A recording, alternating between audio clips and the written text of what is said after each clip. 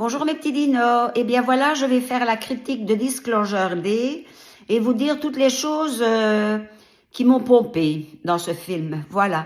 Je suis triste parce que j'adore Steven Spielberg et Dieu seul sait comme je le porte dans mon cœur et je le porterai toujours dans mon cœur parce qu'il a fait des films qui m'ont fait pleurer ou qui m'ont fait vibrer. Donc voilà. Disclosure Day est rempli d'ineptie. D'ineptie. Déjà de une, les Américains ont une grosse tendance à oublier que ce sont des Européens à l'origine. Européens, Chinois, puis après les Afro-Américains. Mais en tous les cas, l'Amérique, c'est un pays qui a été repeuplé, qui a d'ailleurs été pris aux Amérindiens, par, en tout cas, pour la plupart, des Européens. Alors, moi, ce qui m'énerve, chaque fois qu'il y a des films avec des extraterrestres, les extraterrestres, comme par hasard, c'est toujours en Amérique qu'ils arrivent. Ils ne vont pas arriver en Chine. Il y a eu Independence Day où là, les vaisseaux extraterrestres arrivaient un peu partout dans le monde. Ça, c'était encore bien. Mais ici, dans Disclosure Day, il y a deux élus des extraterrestres, c'est Emily Blunt et Josh O'Connor. Je ne vais pas trop spoiler, mais ça, je vous le dis. Donc, voilà. Donc, évidemment, des Américains. Hein? Donc, voilà. Alors, vous allez me dire que le mystère Roswell, c'est en Amérique que ça se passe, mais il y a peut-être aussi des extraterrestres ailleurs qui sont conservés en secret et qu'on ne le sait pas. Hein? Donc, voilà, il y en a peut-être en Chine, il y en a peut-être en Europe. Bon, il y a des endroits, je sais, où il est interdit d'aller, et c'est peut-être des endroits où se trouvent justement des extraterrestres, mais pas vivants évidemment, hein, décédés. Donc voilà. Alors, ça m'énerve, c'est toujours des élus américains. Ça, c'est déjà une première chose. Steven Spielberg, il oublie ses origines, hein. C'est pas grave. Ça, c'est encore pardonnable. La deuxième chose, je vous dirais que la chose principale du film, vous le voyez dans le trailer, c'est quand Emily Blunt se met à parler un langage extraterrestre. Josh O'Connor, lui, il comprend le langage extraterrestre de par des chiffres. Je vous spoil pas trop, mais enfin, comme ça, vous savez. Donc, lui, c'est ça, sa spécialité que les extraterrestres lui ont donnée. Donc, voilà. Alors, il y a des inepties, mais alors, c'est vraiment d'un bourrin, mais alors exceptionnel. Hein, là. Moi, je pense que pour moi, Steven Spielberg, il a complètement oublié son enfance, il a complètement oublié la délicatesse de certains êtres humains. Vous avez Emily Blunt, donc qui revient d'avoir tourné sa météo avec son langage extraterrestre. Elle commence à parler dans toutes les langues à son compagnon qui est le fils de Russell, Russell, non pas Russell Crowe, Jack Russell, voilà, et de Goldie Hawn, je ne sais pas son prénom, excusez-moi, mais on l'a déjà vu dans plusieurs films. Donc, c'est son compagnon. Donc, elle lui parle et la fenêtre est ouverte. Entre parenthèses, je me suis dit une chose. En Amérique, il n'y a pas de mouches parce que moi, les fenêtres chez moi, elles sont tout le temps fermées. Il n'y en a qu'une avec un moustiquaire qui est ouverte. Ailleurs, tout est fermé en été parce que moi, les mouches, je supporte pas. Hein. Mais comme par hasard, on n'en voit jamais des mouches dans les films américains. Donc voilà, tout d'un coup, donc son compagnon lui dit tu dois te faire soigner. Comment ça se fait que tu parles plusieurs langues? Ben c'est pas parce que tu parles plusieurs langues que tu dois te faire soigner, c'est qu'il y a autre chose. Parce que savoir parler dans plusieurs langues, si on le sait ainsi de l'air du temps, alors on va étudier la personne pour savoir comment elle fait. Hein. Donc il lui dit tu dois te faire soigner, et puis tout d'un coup il y a un cardinal rouge qui est un beau petit oiseau que je vais vous mettre en photo ici. Comme ça, si vous allez voir le film, vous le verrez, qui arrive, qui passe par la fenêtre et qui se pose sur la table et qui regarde Emily Blunt. Est-ce que vous vous imaginez que moi, je vais ouvrir ma porte, même s'il y a un simple corbeau qui rentre dans ma maison et qui se dépose sur ma table et qui me regarde, mais je vais me dire que je suis frappée d'un don de Dieu, c'est pas possible autrement, parce que en général, les oiseaux, à moins que ce soit des oiseaux qui sont éduqués, en général, quand il voit un être humain, bien sûr que maintenant il commence à s'habituer à l'être humain, mais bon, quand l'être humain tend un peu le bras, en général, il s'envole. Ici, il reste figé devant Emily Blunt. Et qu'est-ce qu'il fait, son gros bourrin de copain? Il le chasse, lui. Allez, hop. Donc, tu as quelque chose là d'extraordinaire et tu chasses l'oiseau. Ça, c'est déjà une ineptie. Alors, toujours avec les animaux, il y a beaucoup de critiques qui ont reproché que les animaux étaient en CGI. Et je le dis et le redis, ça va aller mieux avec le temps, mais ce ne sera jamais parfait parce que aucune IA ne saura reproduire réellement un lion. C'est très difficile, je l'ai déjà demandé à Meta AI, il n'arrive pas à le faire parfaitement. Mais il arrivera peut-être un jour où on y arrivera. Hein. Ce serait d'ailleurs bien, comme ça il n'y aurait plus besoin de zoo. Donc moi je n'aime pas qu'on prenne de vrais animaux dans les films. Pourquoi? Surtout des animaux sauvages, parce que les animaux sont soumis au stress des caméras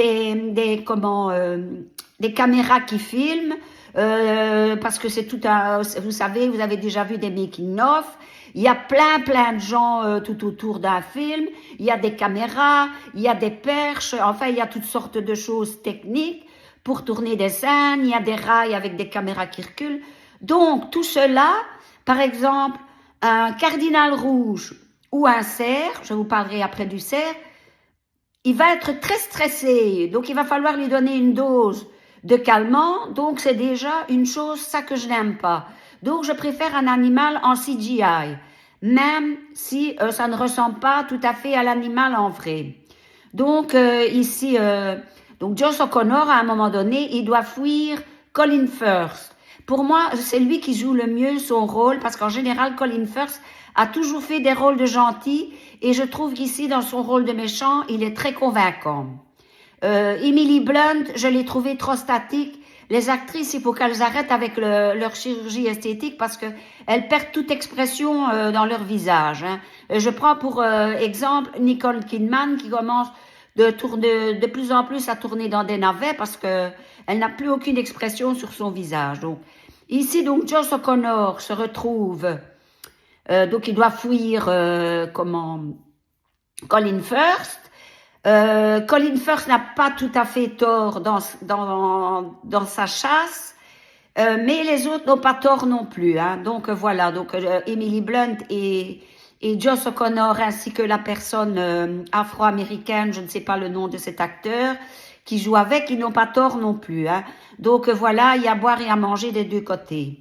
Donc, Joss O'Connor, il fouille Colin Firth avec évidemment toute une armada de gens bien vénères, des gens comme du FBI et tout ça.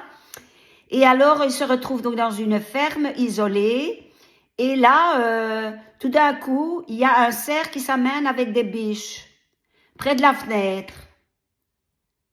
La femme qui est avec sa compagne, je sais pas moi, mais dans le cœur d'une femme, quand elle voit un animal comme ça, qu'est-ce qu'elle fait? Ben, elle va faire « Oh, mais c'est vraiment un miracle, quoi, de voir des... » Pour moi, moi, j'ai déjà aperçu des cerfs avec des biches parce que j'ai vécu presque dans la forêt.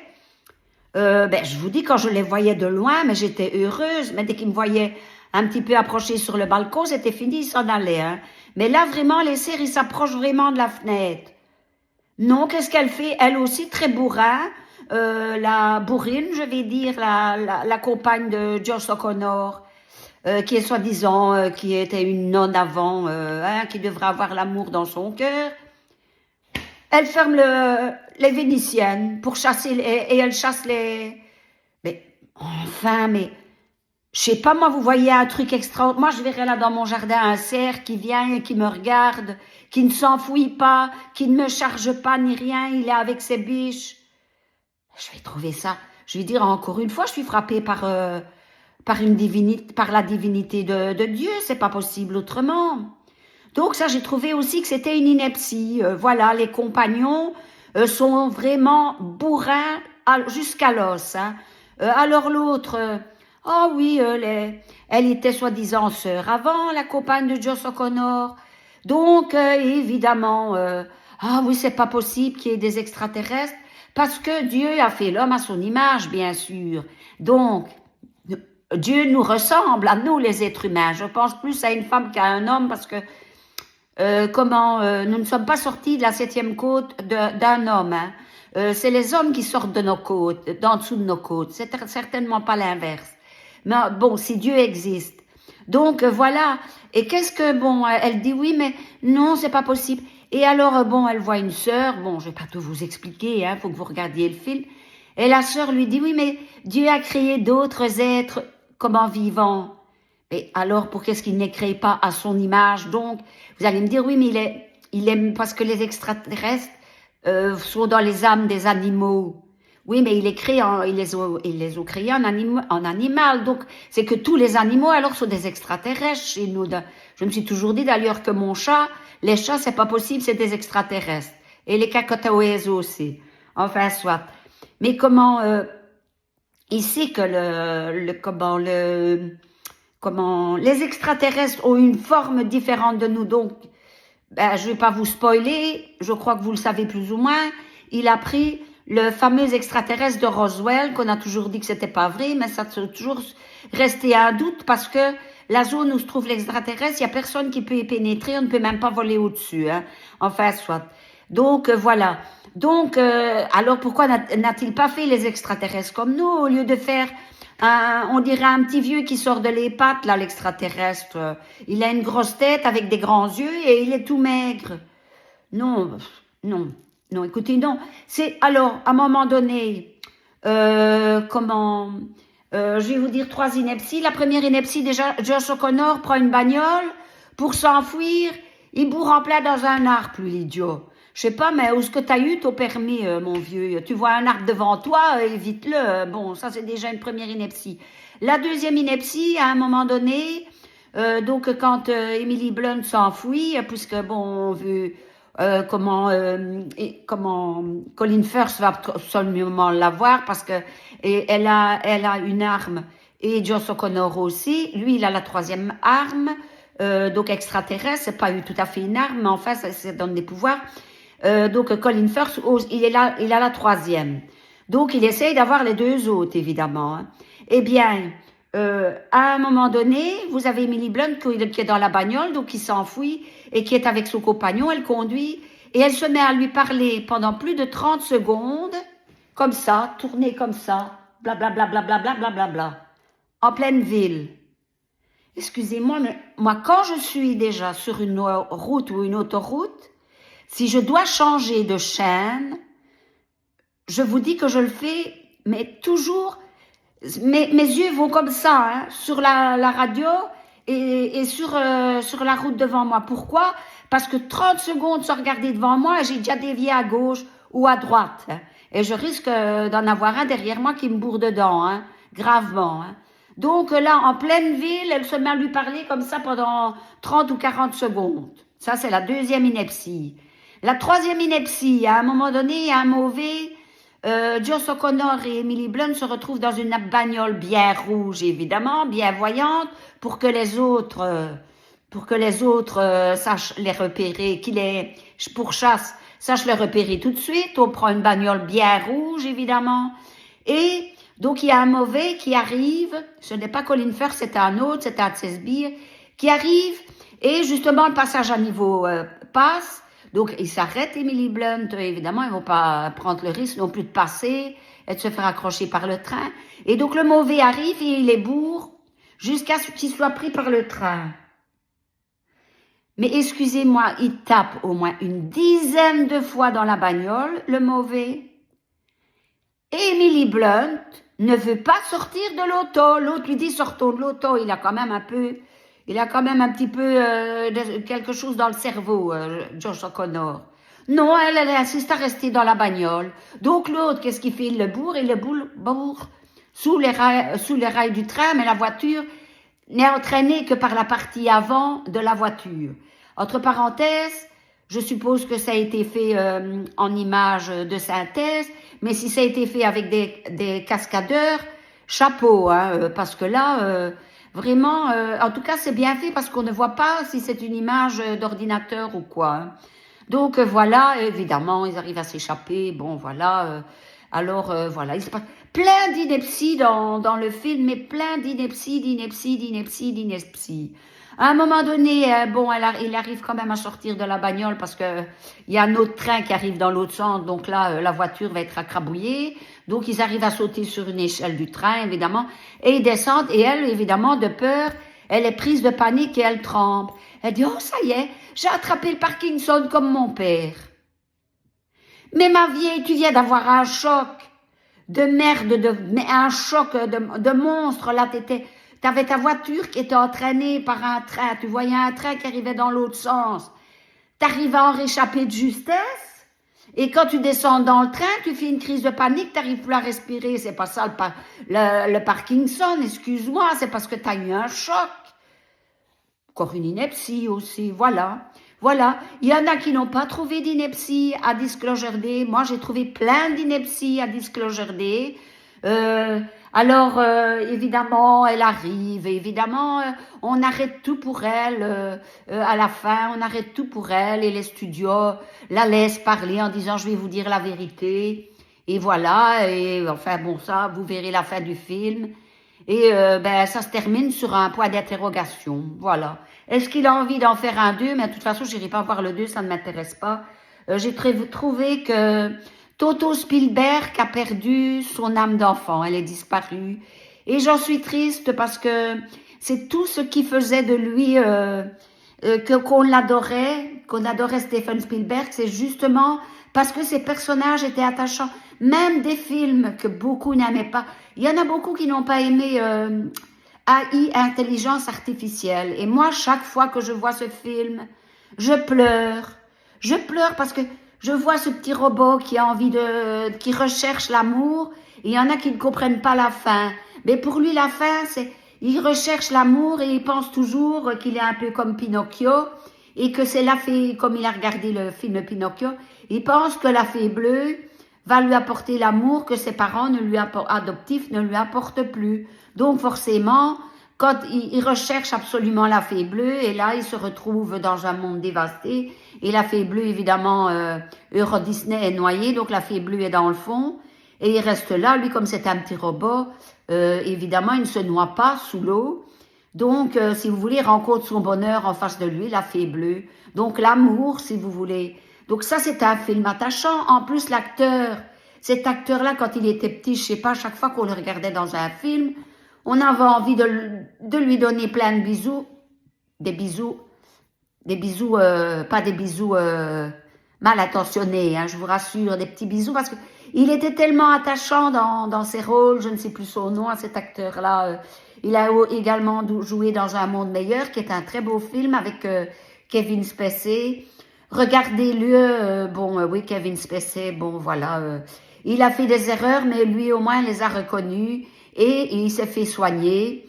Donc, voilà, il sait bien que sa carrière est terminée, mais on peut lui pardonner puisque il a reconnu ses erreurs et il s'est fait soigner, à l'inverse de notre ami Babar, hein, vous savez de qui je parle.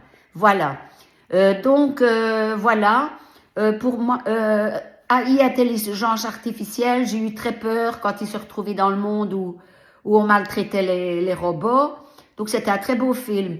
Catch Me If You Can, donc Attrape-moi si tu peux. C'est un très beau film aussi, avec un Leonardo DiCaprio très attachant. Pourquoi? Eh bien parce que c'est un type qui a réellement existé et qui a fait croire qu'il avait des diplômes de pilote de ligne, de médecin, de tchac, qui a fait des faux chèques et tout. Et il est poursuivi évidemment par l'agence des fraudes et le chef c'est Tom Hanks, donc il est poursuivi par Tom Hanks. Et ça se termine bien et ça se termine vraiment comme l'histoire. Mais vous avez un Leonardo DiCaprio qui est attachant et Tom Hanks, qui de plus attachant que Tom Hanks dans un film. Même d'ailleurs, Tom Hanks il a essayé de se faire des rôles de méchant mais il n'y est pas arrivé. Donc voilà. Tous les films de Steven Spielberg me plaisent. Je n'aime pas Les Dents de la Mer, évidemment, parce que on a fait passer les requins pour des monstres. Bon, finalement, les requins, c'est parce que quand ils voient des gens remuer, vous le savez, ils pensent que ce sont des phoques, donc c'est ça qui mange des êtres humains. Mais sinon, normalement, le requin n'est pas mauvais pour l'homme, puisqu'il y a déjà des plongeurs qui ont sympathisé avec des requins. Donc voilà. Euh, Jurassic Park, par exemple, moi j'avais bien aimé. J'avais même bien aimé le deuxième quand les dinosaures sont dans la ville, bien que je trouvais qu'il y avait des inepties quand même. Quand le T-Rex est dans la ville, pardon. Et le troisième, les trois premiers, je les ai trouvés. Le meilleur, c'est le premier, évidemment, parce que là, on a l'effet de surprise. Et ça, j'étais heureuse d'avoir été le voir au cinéma. Et les deux autres, je les ai vus parce que j'adore ce monde-là. C'est la partie de l'histoire qui me plaît le plus parce que c'est la plus fantastique, finalement, la plus science-fiction. Parce que bon, on ne sait pas ce qui se passait à ce moment-là. Voilà. Donc oui, Steven Spielberg, il a fait énormément de bons films. Mais par exemple, moi, les Gremlins, je n'aimais pas parce que je trouvais que les poupées qui étaient, entre parenthèses, il paraît que celles qui animaient les poupées des Gremlins, c'était les personnes qui animaient les poupées du Muppet Show. Je ne sais pas si c'est vrai, mais en tous les cas, c'est ce qu'on m'a dit. Donc voilà. Ben, je n'aimais pas les Gremlins parce que je trouvais que ça m'énervait, quoi. Ces Gremlins affreux et méchants qui mettent à feu et à sang toute une ville. Ça ne m'avait pas plu. Mais enfin, le petit Mogwai rattrapait tout parce que le Mogwai, il était tellement beau. D'ailleurs, il y en a beaucoup qui ont pris le Mogwai en peluche. Bien sûr, il y en a personne qui a pris le Gremlins. Bon, voilà, à part ceux qui aiment le côté dark. Voilà. Ben voilà, quand même 20 minutes à vous parler de Disclosure Day, que je n'ai pas aimé du tout. Je pense que c'est un des pires films de Steven Spielberg pour moi, oui. Et les acteurs, non. Joss O'Connor, je lui donnerais 6 sur 10. Emily Blunt, arrête de faire de la chirurgie esthétique, tu seras plus convaincante. Et pour moi, celui qui a mieux tiré son épingle du jeu, c'est Colin Firth, parce que franchement, il a toujours fait des rôles de gentil, et là, dans le rôle de méchant, il était très convaincant. Ça, c'est sûr et certain. Donc voilà, les autres acteurs, ce sont des acteurs un peu secondaires, donc voilà, à vous d'apprécier. Mais en tous les cas, bon, l'histoire de rencontre, oui, non.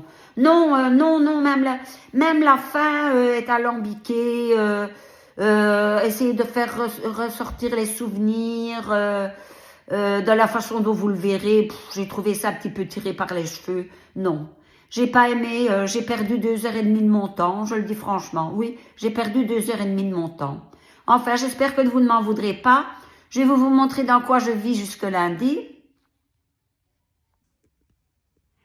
Donc voilà, je vous montre dans quoi je vis pour l'instant, dans le bordel. Mais c'est un bordel bien organisé, hein. Moi je suis bien organisée dans mes bordels. Ben bon, j'ai été obligée de vider toutes mes armoires dans les pièces à côté, laisser cette porte-ci fermée pour ne pas que mon chat y mette son nez dans les nourritures. Et voilà, ben lundi on remet tout, on reprend tout. Je vais déjà commencer demain à laver mes tours de fenêtre, mes carreaux, mes portes. Je vais laver ce meuble-là et remettre, ça je sais le remettre contre. Il y a certaines choses, oh là pardon, que je viens de boire un café, que je sais rependre moi-même. Mais pour le reste, pardon, j'ai un ami qui va venir m'aider. Excusez-moi pour les renvois, je viens de boire un café. Enfin, soit. De temps en temps, ça m'arrive d'en faire. J'en fais pas beaucoup, mais j'en fais. Donc voilà, ben oui, j'ai mis ma pièce ici en couleur parce que bon, dans 10 ans, j'aurai 78 ans. J'espère que j'oserai encore peut-être monter sur l'échelle, hein, mais faudra peut-être que je fasse la pièce en 4 jours au lieu de 2 jours, quoi. Voilà, parce que j'ai mis une première couche le premier jour et la deuxième couche le lendemain, tout en continuant d'ailleurs à repasser mon linge et à m'occuper de mon linge, hein. Bon, voilà. Et à quand même, de temps en temps, passer un petit coup d'aspirateur parce que Miss Tinguette ici, attendez, je vais vous la montrer.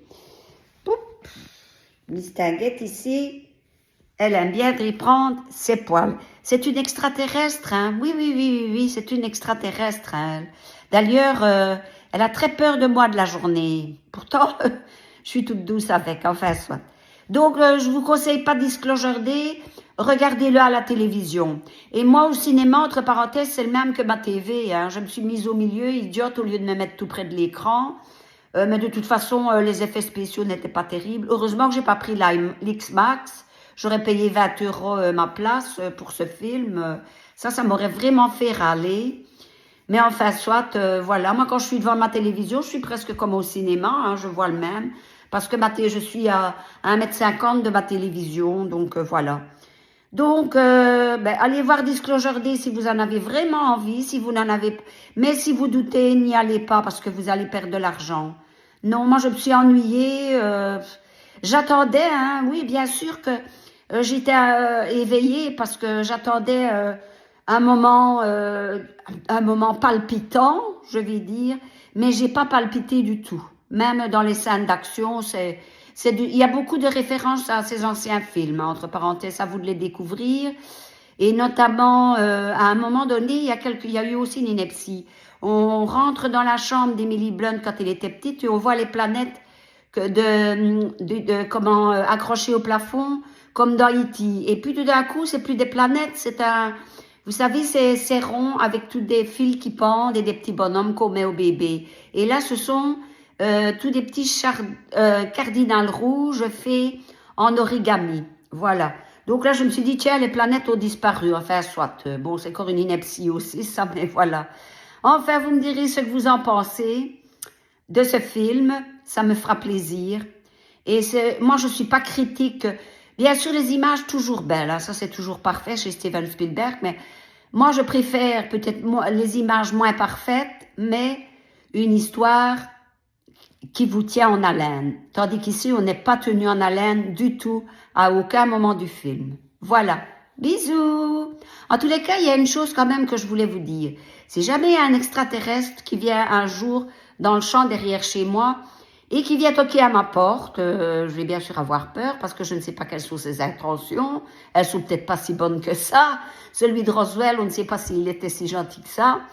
J'essaierai de communiquer et puis je lui dirai surtout, retournez d'où vous venez parce que vous savez quoi, ici, et c'est comme partout, il y a un match de foot entre deux équipes de Wallonie, Liège-Charleroi. Charleroi tape des rats morts, mais c'est pas Charleroi qui a commencé. Hein. Charleroi tape des rats morts aux joueurs de Liège, et les joueurs de Liège, ils envoient des bombes fumigènes, et puis d'ailleurs, je vous dis pas quand il y a un match, Charleroi, Liège, dans ma ville, c'est le blackout, hein. Tu ne sais plus passer nulle part, il y a des flics partout. Hein. Là, on sort la grande artillerie. Hein. Ah oui, là, il y a des flics dans tous les coins. C'est pas difficile. Alors, quand on voit déjà ça, que dans je vais dire, dans une même partie de la Belgique, qu'on n'arrive pas à s'entendre, que dans mon pays, entre les Flamands et les Wallons, on n'arrive pas, on se déteste. Moi, je déteste pas les Flamands, je déteste personne, c'est pas difficile. Mais comment on se déteste, on déteste les étrangers, on déteste ceci, on déteste cela. Les Grecs et les Turcs ne savent pas se voir en peinture, les Italiens du Nord ne savent pas voir les Italiens du Sud, et inversement, toute l'Italie ne sait pas voir la Sicile et les Siciliens, ils ne se considèrent pas comme des Italiens. Quand vous voyez déjà ça, je vais l'expliquer à l'extraterrestre, essayer de lui dire, surtout retourne chez toi et reste bien chez toi. Visite ailleurs où il y a peut-être de la bonté, parce qu'ici, tu vas être massacré, ça c'est sûr et certain. Et dites-vous une chose, il y a des extraterrestres qui arrivent jusque chez nous, c'est qu'ils sont beaucoup plus malins que nous. Donc si on se mettait jamais à s'attaquer à eux, on risquerait fort bien de voir l'humanité complètement détruite. Voilà. Vous me direz ce que vous en pensez. Allez, bisous!